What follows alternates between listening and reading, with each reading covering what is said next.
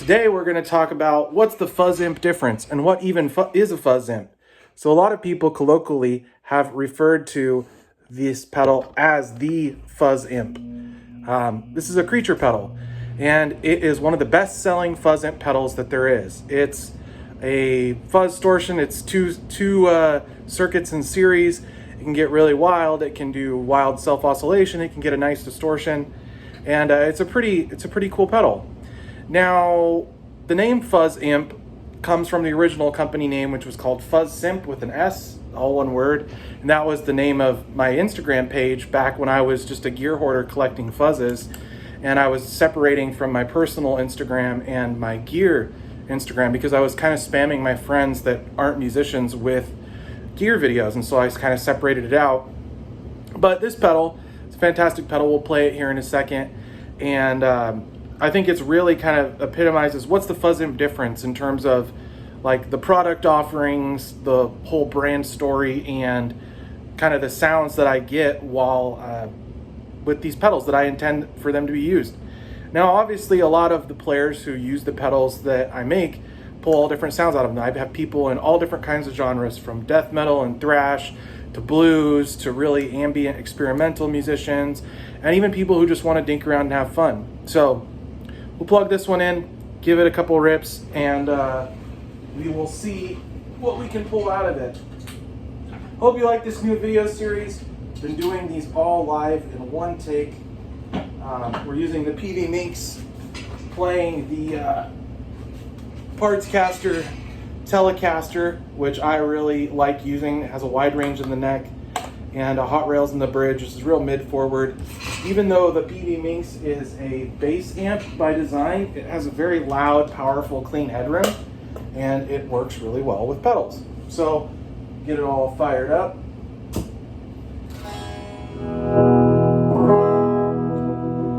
Got it a little loud in the garage.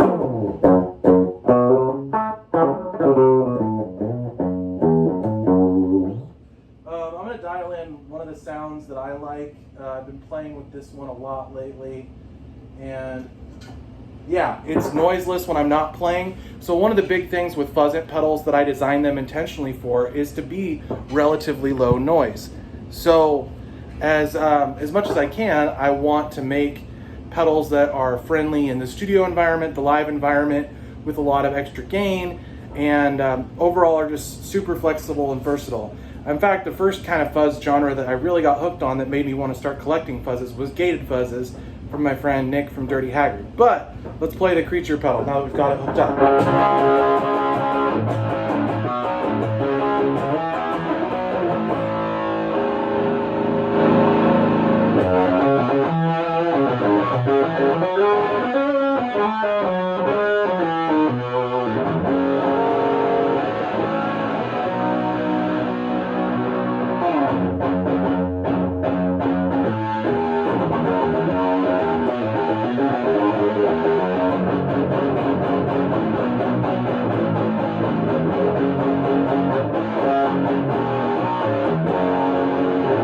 Now, one of the reasons the creature sounds how it does is I'm actually a bigger fan of fuzz distortions, meaning pedals that have fuzzy characteristics but also verge on the distortion characteristics. And you really hear that in the palm muting. And in fact, the reason I designed the creature the way I did is because it's kind of like the gated fuzz but with an overdrive from a harmonic percolator type circuit up front, really tightening things up and making them a lot more musical and usable. So that's why.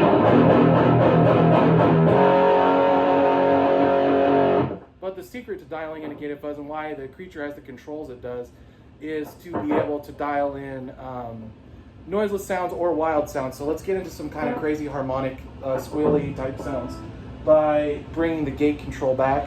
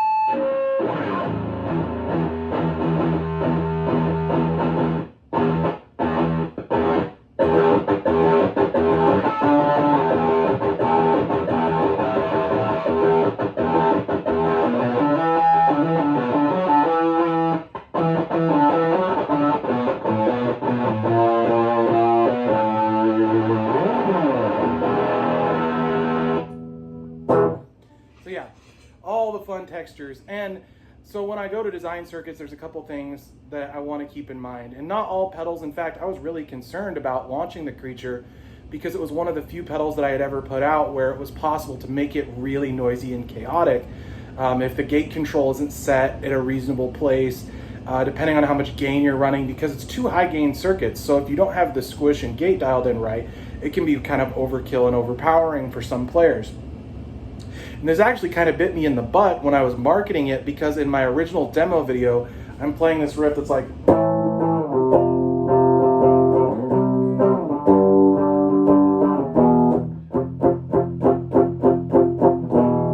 it's kind of like that. And I had it on a looper pedal playing before the Creature pedal. And so I have a loop playing and I'm just manipulating the knobs kind of fast and it's going between sounds.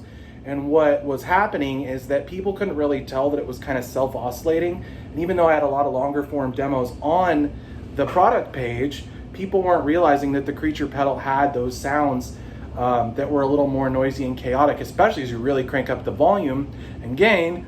And so I made a concerted effort to adjust that. But on the whole, most fuzz amp pedals run a lot lower noise than comparable pedals. They're made to be as usable as possible for every kind of pickups. And if you remember the Trashcaster series of videos that kind of went viral on the page earlier in January, those guitars had so many different pickups because I was using them as a test bed when I was playing my demos and playing through circuits and designing new things, because I wanted to make sure that the noise floor was acceptable. So we've also got the live stream going on the left side, and Alex says you can have too much gain. That's a thing. And I think that was something that I go for. It's like I want every pedal to be capable of more. Like I don't want it to be too tame. Even the Shroot pedal, the original one, as you crank up the volume, gain, or tone, it adds a ton more gain. And it has, think of like a Tube Screamer or your Plumes or your favorite overdrive. The Shroot pedal just has so much gain on all three controls, and they all are interactive. So you could get these massive sounds, even distortion sounds from a pedal that also could do lower gain OD sounds. And so that's kind of been a trademark of the brand since day one.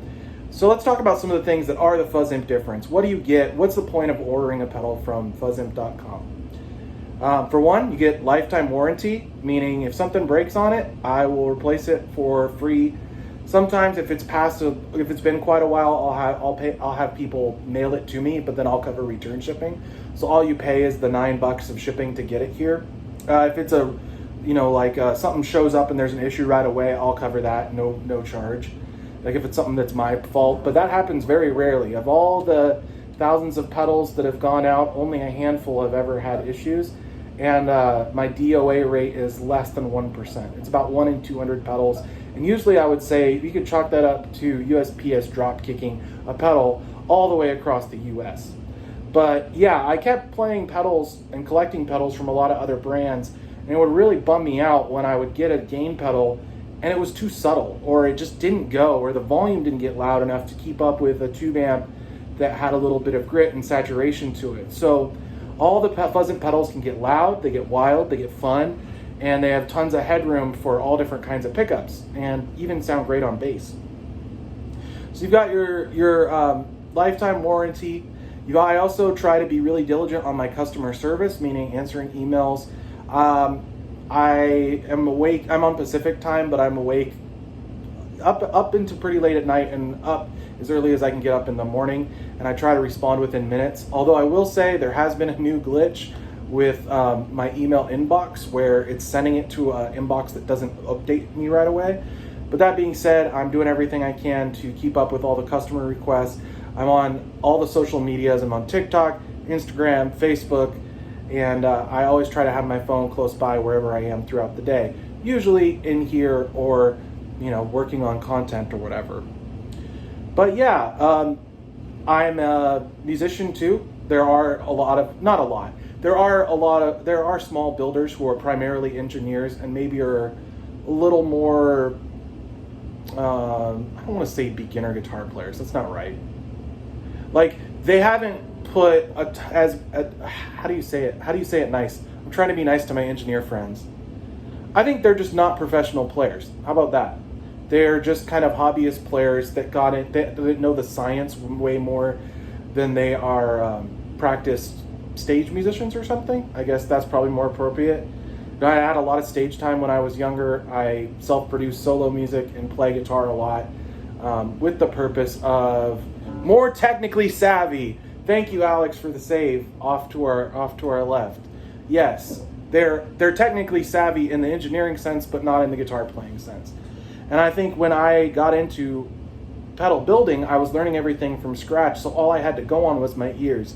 And my favorite quote and anecdote about anybody who has a pedal company or has a pedal shop or something like that is that the most valuable thing in your shop is your ears, because that's going to tell you whether or not, you know, a design is cutting the mustard, or there's something wrong with the design, or, you know, something isn't quite ready to launch. There was quite a few products that I went back to the drawing board a bunch of times.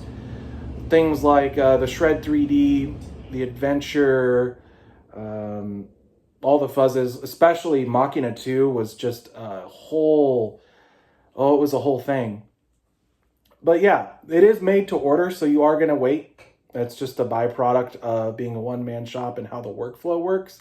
I do make every effort to keep things turned around tight, but, you know, things come up. And I outline all the policies and FAQs in as much detail as I can on the page. One of the things that I do is I have really competitive international rates. I charge a flat $25 per one international pedal, or if you buy two, I keep it as one. I don't know if I have it built into the Machina or not, because it can't be paired with two without it going to the next size up box. Basically, I eat it on international orders. You know, the standard padded flat rate. I'm all about honesty and transparency. How about that? Another upside to the Fuzz Imp brand. I'm reaching for something to explain that.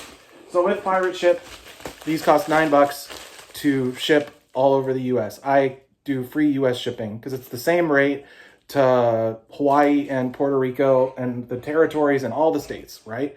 So I subsidize that, is built into the cost of your pedal, right? So you get free shipping in the U.S. And then I use the same one for international. I will put some extra padding in just to make sure it survives. Haven't had a lot of issues with that. But yeah, that's a benefit of the Fuzz Imp thing. Some other companies do, some don't. Some charge full freight for whatever their shipping is, or they make you buy a bunch of units to get free shipping. That is not a Fuzz Imp ethos.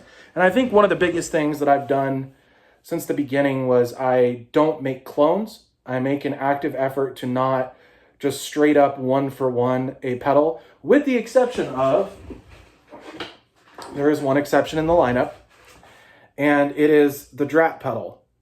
But that's because it's a variant of a rare discontinued Proco pedal called the Brat that was similar colored themed. It was the second pedal I ever got, and I really like how these turned out. And I build them pretty much to spec. The two changes that are really helpful for this pedal versus a vintage one is true bypass switching. They have an LED indicator, the original ones don't, and a standard power jack. It's also, you know, a standardized 125B case. It's top jacks. It's going to fit nicely on your pedal board, and it's a great had And I've made every effort to keep pricing as competitive as possible. I know in times past I have, had some pushback on that because it's not super budget priced pedals. It's hard to compete with, the Amazon companies of the world, right? There's companies that can produce 10,000 pedals at a time and get massive savings pricing. But I try to base my pricing model off of kind of American boutique and mid-priced, like typical companies, like what does a mid-range Boss pedal cost? What does a mid-range Electro-Harmonics pedal cost? What is Earthquaker charging for pedals? And I try to really match the comps or beat them. And oftentimes I'm running discount codes, and I try to, offer as good a deals to friends and family and those kinds of things. But yeah, that's some of the Fuzz Imp difference. I'm working really hard, especially, so in the early days of the company, I cranked out a ton of models really fast. It was just like boom, boom, boom, boom, boom. As soon as I had an idea and had a board or made a small variant, I was putting that up on the website. And at one point, as I got into my first summer, I think I had because every color was a different listing, I had so many different, variants of pedals that it made it really messy. I had this big long list of models. And there was a lot of crossover. So what is now the bonfire, I made in a bunch of different forms with different artworks. There was one that was called the Praise the Sun. There was one that was called a V3 fuzz that had one knob and two toggles. And it just was super messy. So I cleaned up all that, slowed down a bit. But I had come out with so many models that first year, it just made my life more complicated, especially the ones that didn't take off. But then, onesie twosies here and there, then I have to stock random knobs. Then I have to order special cases. And I always order 2 of any case, because even if I only need 1, because on the off chance I scratch one, I don't want to not be able to ship that pedal at all because I only had the 1 case. And so that was some of the reasons why I slowed down on the models. Another reason was just realizing how much resources it was taking to design and get something off the ground for each one. So there's definitely, I've re-released and kind of repackaged some of my favorites from that first year. That's what the Surprise is. That's what the Drat is now. I had the board from an earlier model that doesn't exist anymore, and I wasn't building them 100% to spec. At the time, I was doing some of my own mods.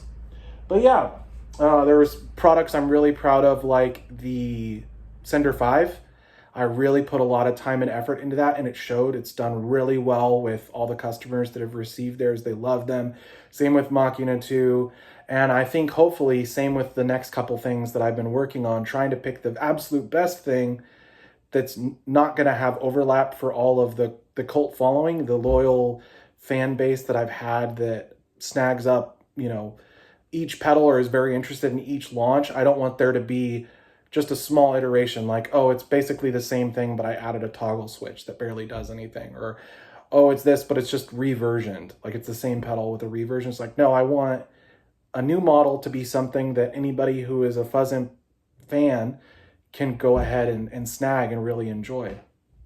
So that's some of the basic ethos of Fuzz Imp. That's the kind of things that I'm really stoked about. Thanks for coming out to both the live and the YouTube video. I don't know that I'll do it this way every time, but I wanted to try something new and make it more interactive. So I hope y'all have a good day, and check out fuzzimp.com, and thanks for coming by.